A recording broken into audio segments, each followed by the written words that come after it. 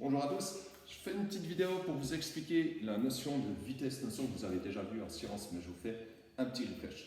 L'idée, c'est qu'on fait un certain parcours qui a une certaine distance, qu'on nomme D avec un D minuscule. On se rend par exemple au point A à un point B, et pour effectuer ce trajet, ce parcours, il nous faut aller à une certaine vitesse, donc on va faire un certain temps pour le parcourir.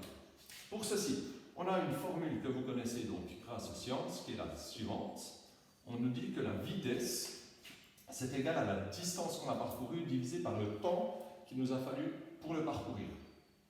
Donc ça, c'est la formule, je dirais, générale. On a trois grandeurs, la vitesse, la distance et le temps. On a un lien entre ces trois grandeurs et entre leurs unités. Je vous donne un exemple. Si la distance est donnée en kilomètres et le temps en heures, la vitesse, elle sera du coup en kilomètres par heure. Si la distance est donnée en mètres, le temps en secondes, la vitesse elle sera en mètres par seconde. Donc grâce à cette formule, si vous connaissez la distance que vous parcourez et le temps qu'il vous faut, quand vous faites la distance divisée par le temps, vous trouvez la vitesse. Maintenant, imaginons un autre cas de figure.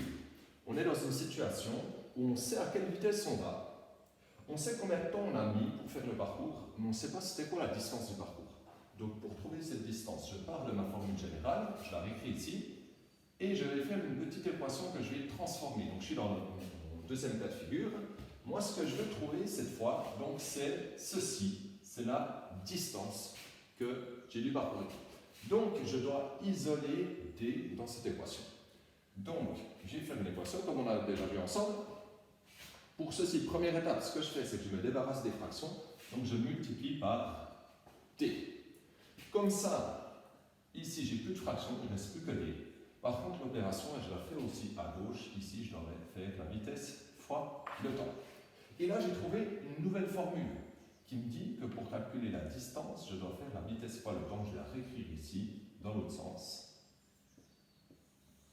Et donc, si je sais combien de temps j'ai mis pour parcourir un trajet et à quelle vitesse je suis allé, quand je multiplie les deux, je peux retrouver la distance. Maintenant, troisième cas de figure, imaginons que ce n'est pas la vitesse qu'on veut retrouver, que ce n'est pas la distance qu'on veut retrouver, mais que cette fois, c'est le temps qu'on veut retrouver. Donc, comme avant, on parle de la formule générale. On va la transformer, cette fois, pour isoler T, donc pour pouvoir retrouver le temps. Donc, ce que je fais, c'est comme avant, je commence par me débarrasser des fractions en multipliant par le dénominateur, qui est T. Comme ça, à droite, il ne me reste plus que D. Puis donc je fais la même opération à gauche et j'ai V fois T. Donc je retrouve ce que j'avais avant, mais maintenant moi ce que je veux, c'est isoler le paramètre temps. Donc du coup ce que je vais faire, je vais me débarrasser ici en gros du fois V. Donc je fais l'opération inverse, divisé par V. Comme ça à gauche il ne me reste plus que T. Puis à droite je fais aussi l'opération D divisé par V. Et je trouve comme ceci, je trouve une nouvelle formule qui me permet de calculer le temps qu'il me faut en faisant la distance que j'ai parcourue divisée par la vitesse. Donc comme ça, j'ai trois formules.